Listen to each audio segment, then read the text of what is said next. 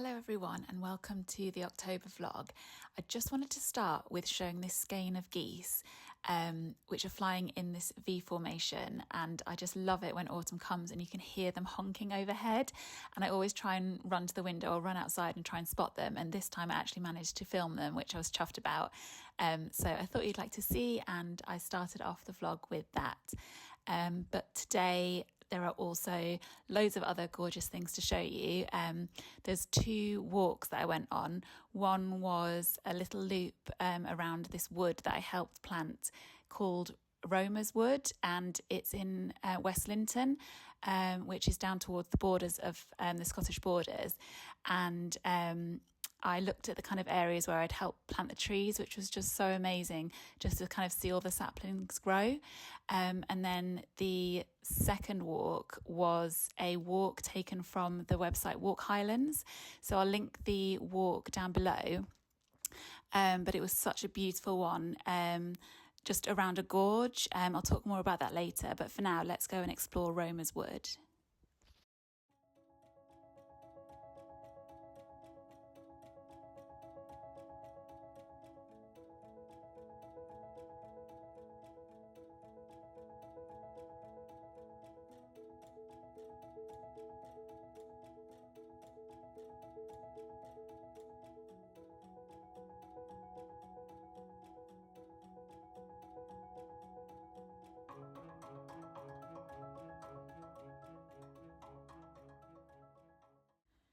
Romer's Wood is a community woodland where over 5,000 trees have already been planted. Tree planting began in 2021. I helped plant some saplings in 2022, and so many amazing areas have been developed since, including Robert's Orchard.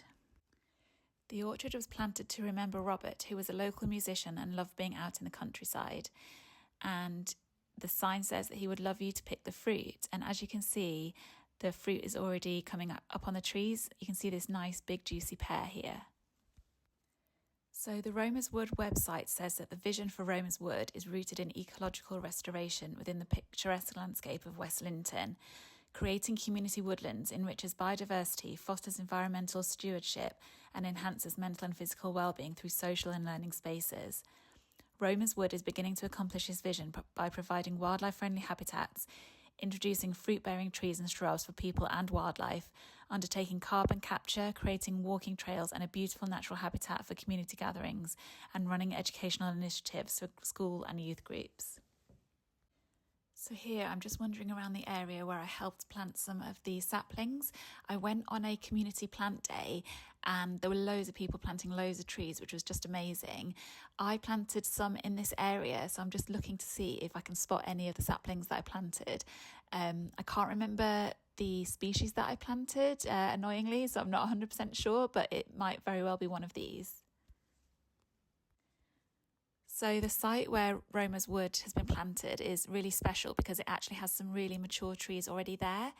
And these mature trees, such as this beech tree, will act like mother trees, and they'll send nutrients and carbon and water to younger trees through the mycorrhizal network.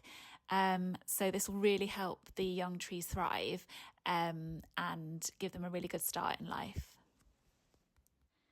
Here I'm pointing to the other area where I planted some trees, and again, just wondering if any of the saplings there are ones that I planted. Fingers crossed.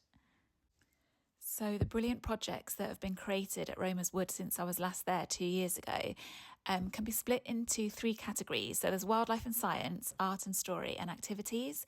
So in wildlife and science, there's wild homes, mammal surveys, microbe barcodes, Polly Alley, which is Pollination Alley, and Soil in My Pants.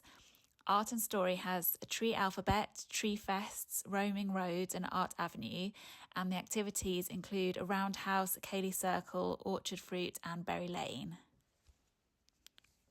So there's really good signage all around the site that explain about all the different projects. So this one talks about the mammal surveys, and it says that scientists at Edinburgh University are surveying small mammals to learn which animals use roamers. Humane traps filled with food and bedding allow voles and mice to be caught, counted and released, and ink pads and paper inside feeding stations provide a trail of footprints for identification. So the next area we come across is Berry Lane, and lots of different berry bushes have been planted underneath the power lines that run across the site. So they've planted honeyberries, gooseberries, 3 different currants, aronia berries, Japanese wineberries, and Saskatoon berries, blackberries, wild brambles, and raspberries. So the next area that we come across is Polly Alley, and it says that Friends of the Pentlands have sown lots of different species of wildflower seeds to support butterflies and attract other pollinating insects. The leaves of these plants feed caterpillars, and their flowers provide nectar for adult butterflies, keeping the ecosystem at Romer's Wood healthy. Romer's Wood sits in an area where more than 20 butterfly species live. 6 of these are rare species, and some of the wildflowers chosen for Polly Alley have been picked specifically to help these rare butterflies. For example, cuckoo flower and garlic mustard are sown, as they are food plants for the caterpillar of the orange-tipped butterfly, which is rare in this area. So if we turn right up here, we reach Art Avenue. So who are the artists? Young people at West Linton Primary School have explored the living connections between woodlands, trees, and the practical and magical properties they have through outdoor art and other creative activities. Their talent is proudly showcased in this outdoor gallery, so let's go and have a look.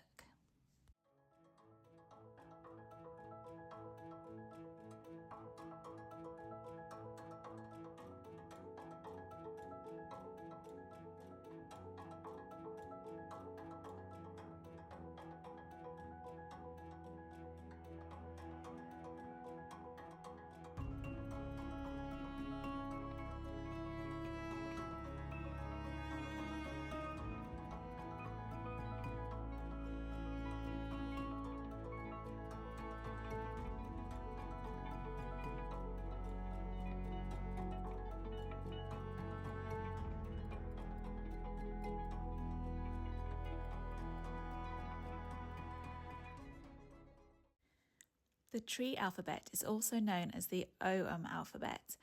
It was a Celtic alphabet which used 20 letters, and each letter was associated with a tree. In Romer's Wood, there are 19 panels depicting the trees. The trees are birch, rowan, ash, elder, willow, hawthorn, oak, holly, hazel, bramble, ivy, guelder rose, elder, pine, gorse, heather, aspen, yew, and apple. As you can tell, it's called the tree alphabet, but not all of the letters are represented by trees. Some are represented by shrubs or plants. In Romer's Wood, the 13 consonant panels are arranged in an outer circle, which represents the 13 lunar cycles we can have in 1 year. The 5 vowel panels are set in a Fibonacci spiral, and the whole tree alphabet area is orientated to sunrise and sunset at the solstices. Each panel has a beautiful Gaelic poem and illustrations representing each tree, plant or shrub.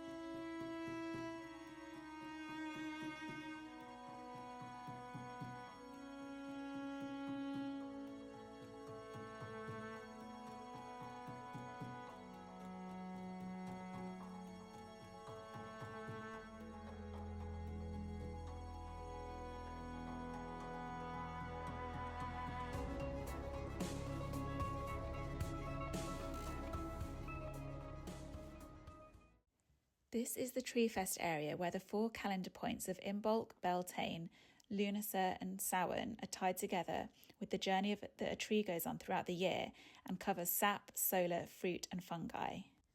The story of the journey of a tree throughout the year can be found on a 2,000-year-old silver heirloom called the Gundestrup cauldron, which was discovered in a Danish bog.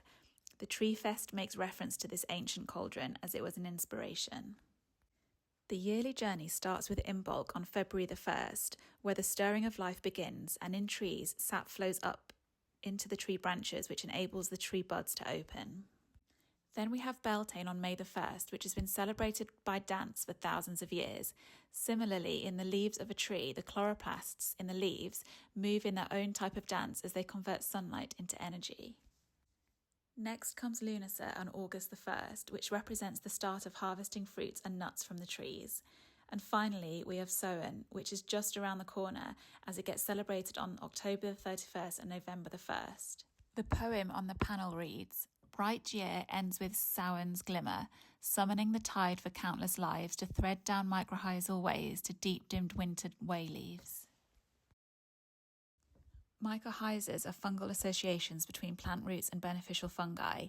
Mushrooms are the fruiting bodies of fungi, and this is what we see in abundance in autumn time. So around now you'll see lots of mushrooms within the woodlands.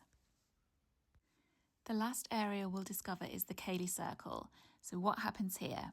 Created for community use, this meeting Ceilidh place hosts performances, gatherings and outdoor learning activities. I love how the posts have little hooks on the top for lanterns and torches to hang on to.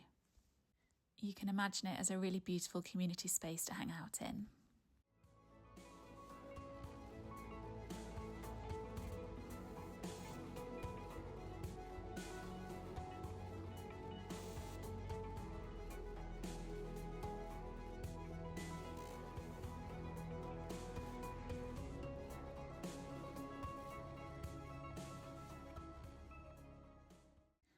Last weekend, I went on a beautiful autumnal walk. The walk is called Rumbling Bridge Gorge and Crook of Devon on the Walk Highlands website. Like I said earlier, I'll leave a link below. We were really lucky with the weather because it was meant to be rubbish all day, but halfway through the walk, the sun came out and it just made everything look so beautiful. Because it had been raining, everything was shimmering, all the drops on the trees were just shining, and the last part of the walk is beside a beautiful gorge. You do walk alongside it at the beginning, but at the end you just get the most spectacular views, and there's these viewing platforms which make it feel really beautiful. It just felt like Rivendell from Lord of the Rings, had that kind of vibe about it. So the summary on the Walk Highlands website reads, "Rumbling Bridge Gorge is a dramatic box canyon in seemingly otherwise gentle countryside. This circular walk follows the south side of the river to the village of Crook of Devon before following paths through woods and fields to return to the north side before visiting viewing platforms above the gorge. The terrain is woodland and field paths, short sections on pavement and road, and the walk can actually be started from the Crook of Devon, which has a bus service. It's 3.5 miles and takes around 2 hours, and the ascent profile is 65 metres. It's so much better than I knew it was going to be good, but it's so much better than I actually thought it was going to be. I love this walk. I really want to do it again. So I'm hoping that I can take some family on it when they come up next time. So I'll let you see the beautiful autumnal views.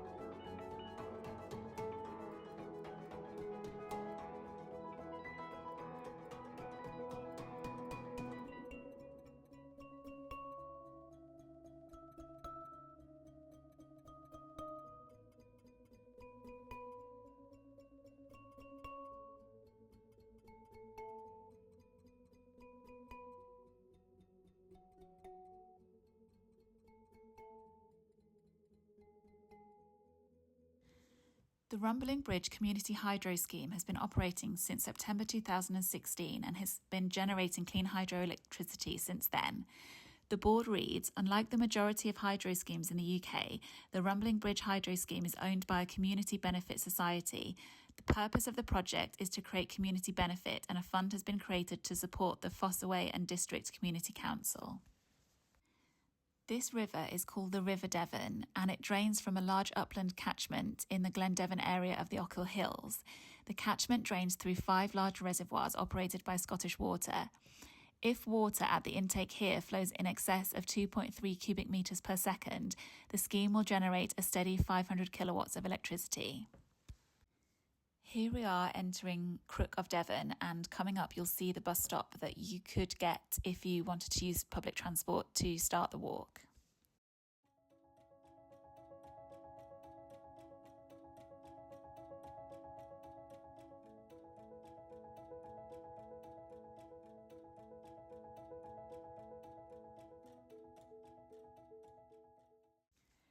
I was excited to see a red squirrel sign. Unfortunately, we didn't see any in real life, but we did see a field of beautiful deer.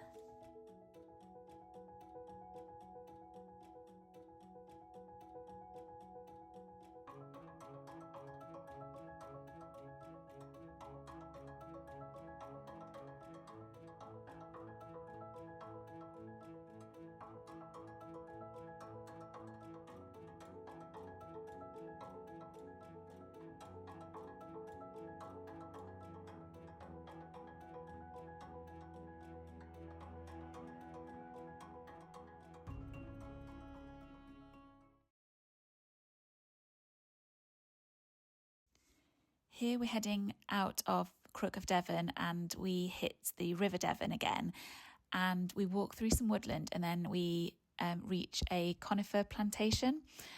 Here I do a little bit of filming of the undergrowth of trees because I just love all the little details. Here you can see lots of heather, and I'm wondering if these are some sort of berries in amongst them as well. This is where the sun came out and it just made everything look so glorious. I was so chuffed.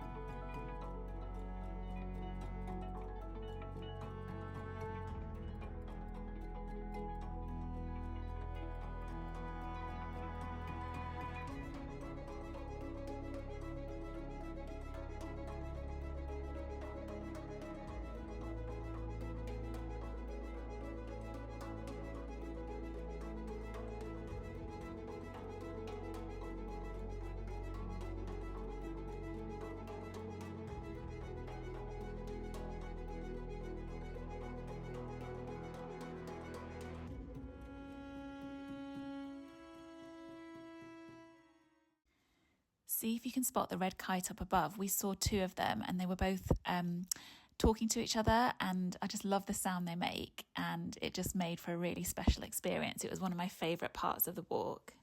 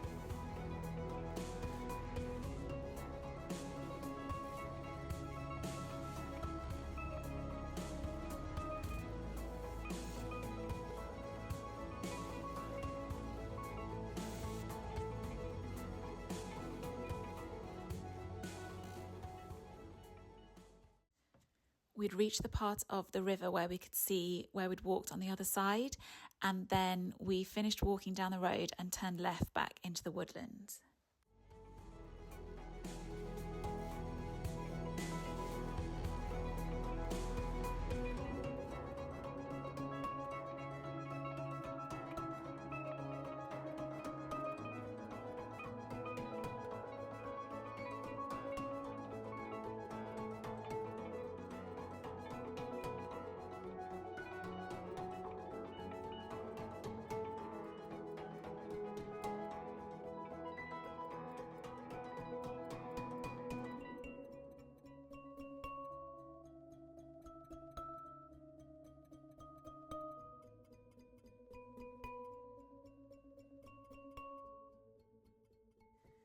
We came across a couple of horses which added to the fairy-like feel of the area, and then straight away I discovered this mushroom which kind of looked like a brain, and I think I've identified it as a cauliflower mushroom.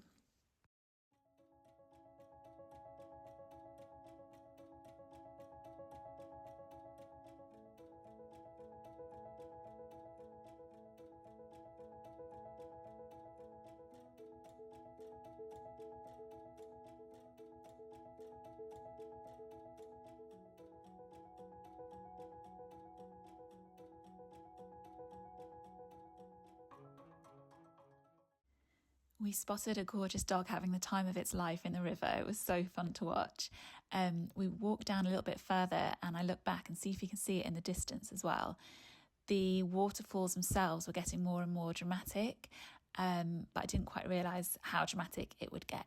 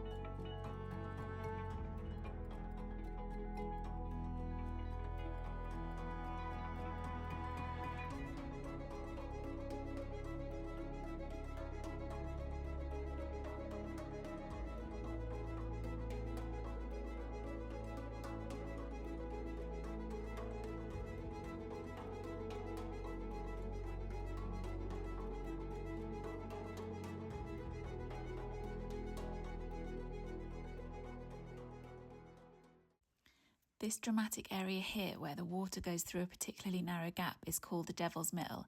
The viewing platform was closed when we were there, so this is the nearest I could get, but it's still a pretty spectacular view.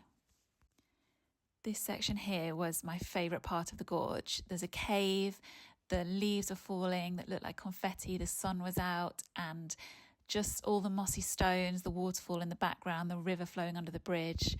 It really just looked like a scene out of Lord of the Rings from where the elves live.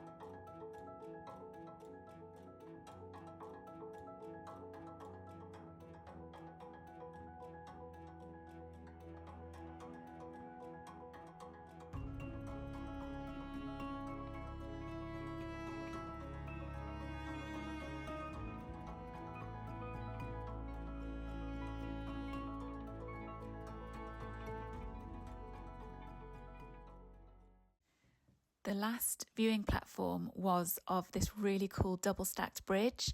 See if you can spot my friends at the top saying hi.